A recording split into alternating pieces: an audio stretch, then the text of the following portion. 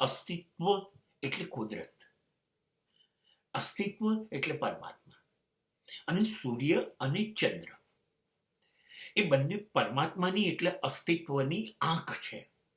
સૂર્યથી ઈશ્વર દિવસના આપણા કર્મ ઉપર ધ્યાન રાખે છે, અને ચંદ્રથી ઈશ્વર આપણા રાત્રિના કર્મ ઉપર ધ્યાન રાખે છે.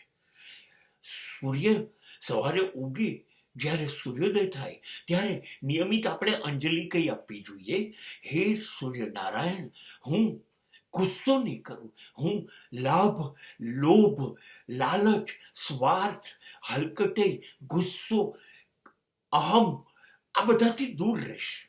આવી એને રોજ અંજલિ આપવી જોઈએ. અને ચંદ્રને રોજ રાત્રે કહેવું જોઈએ, મેં સવારે સૂર્ય દાદાને નમસ્કાર કરતી વખતે જે વચનો આપ્યા છે એ હું આપીશ એવું તને કહીને રાત્રે સૂઈ જાઉં છું.